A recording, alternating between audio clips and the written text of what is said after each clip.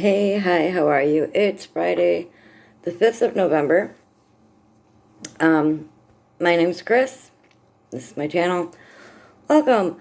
I do crocheting. I do so many things, and if you've been here before, you know that. If not, this is National Write a Novel Month, NaNoWriMo. I'm participating in that.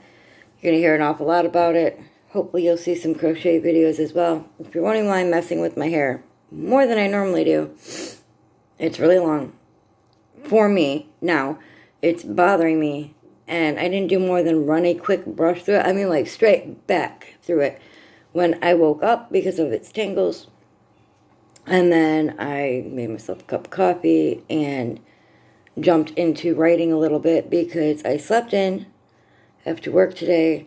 Don't feel that great, but I wanted to do a weekly wrap-up. And before even starting to blog the weekly wrap-up, I wanted to write a little bit in my novel. I wrote quite a bit yesterday, so let me show you that before I come back. So I wrote 745 words in 20 minutes this morning, which brings my project just that started since November 2nd, because I didn't start on November 1st, to 11,815 words. Brings my total for my first draft of my manuscript to 32,255 words. I'm having to keep track of that on a separate spot. So this is kind of cute, but I like seeing it like that. It makes more sense in my brain. Just like this actually makes sense because this is showing my daily word count and how high or high low it was each day. The afternoon's been going great. 36 words a minute. I've been writing on average 2,363 words per day, and according to this, I'll be done November 21st, but we all know that you're going to have good days and bad days. So that's how my novel writing's been going. I'm sorry for snipping so much. My sinuses have been crazy because the weather has just been on and off. Mostly cold, kind of rainy. We're not expecting any more rain for a while. I haven't had it in a couple of days. But it was decently warm and in fall. And all of a sudden it's like, yeah, it's still fall, but it feels more like winter. And we're going to drop the bottom out and make you just like unable to breathe. And my sinuses do this every year. And I'm trying not to sniffle so much. There's nothing I'm snorting back into my throat. Don't worry. It's just, it feels like I can't breathe even though I can. Obviously, since I'm talking so rapidly. I'm going to throw in a little touch of how I make some chicken that my family's been making since I was a child. It's kind of like a knockoff Parmesan chicken, but my grandmother didn't even know Parmesan chicken was a thing when she did it.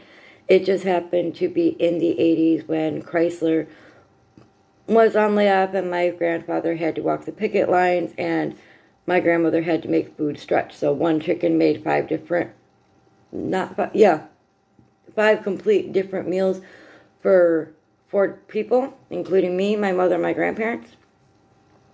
And my children and I actually like it, and it's a taste of nostalgia and a taste of my childhood. So I'm going to add that in here, and I won't be back with you guys till after work, but for you guys it's only going to be a couple seconds after the video of me cooking. Alright, bye. So I just started deep conditioning my hair, and I decided to show you guys how you make mozzarella chicken, or my grandmother would call it cheesy chicken. Either way it's correct. It's a knockoff of Parmesan chicken, which my grandmother didn't realize was even a thing when she invented this back in the 80s. Sorry about how bright that light is. We've done this in my kitchen before. You know that I can't. Now, what I'm going to do before I even start with my chicken is I have 4 cups of water in a pot. I just threw some butter in there. I've got some rice sides by Knorr.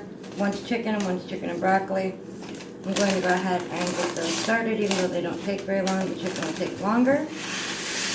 Mainly because I want these to soak a little bit in the water beforehand.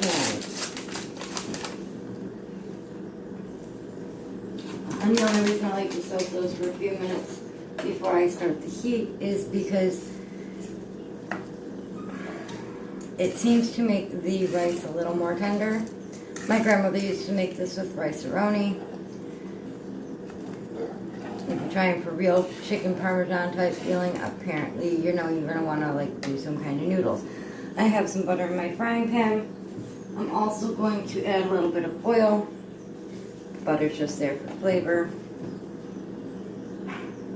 Before I add my chicken, I'm going to go ahead and get my seasonings ready, which consist of garlic, onion powder, pepper, and chicken seasoning, pollo seasoning, chicken bouillon if you have it in the powder form, whatever. Something salty, something that's going to taste kind of like chicken, mainly because that's what I prefer. I think my grandmother just did it with salt and pepper, to be honest, because she didn't really flavor anything. She came over from Scotland when my mother was a child, and the only seasonings she knew how to do were things that she'd been raised with, and she was raised with a very plain diet, even though she didn't technically like what my great-grandmother would make. So I'm going to throw some garlic seasoning on the one side of this chicken. I've just got chicken tenders here, the tenderloin you can make chicken tenders out of. You could do this with any type of chicken. Leftover chicken is what my grandmother used. And technically, even though we're calling this chicken parmesan or knockoff,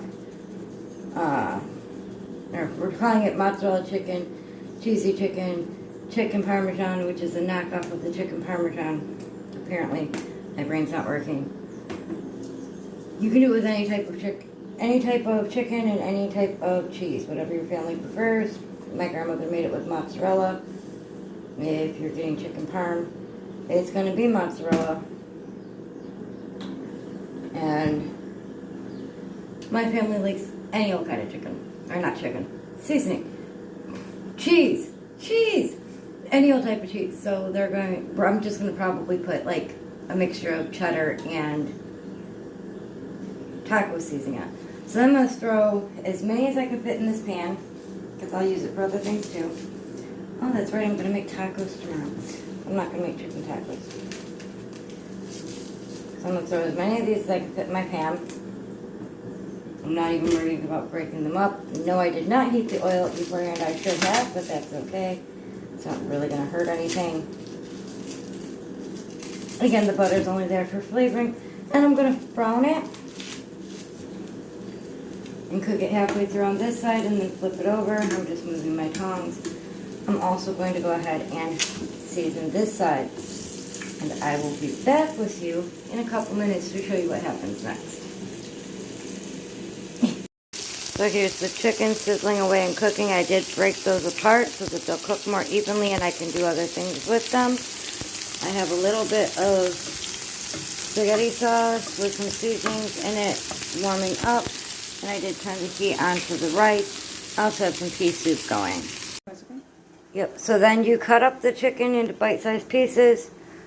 Put whatever cheese you want on it, as much cheese as you want, because you can add a huge amount of cheese, and I like a huge amount of cheese. And then make sure you have the marinara sauce on it. Put your side of noodles or rice. And when you put the cheese on, make sure you melt it just till the cheese melts, because everything's already hot. When you're done, it's going to look something like this.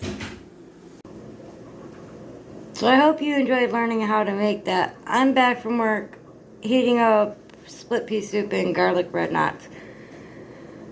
My week has been entirely kidney pain, back pain, migraines, sinus infection, work, and writing. But I hope you had a great week, because I actually enjoyed my week. Love every one of you guys. Appreciate every one of you guys.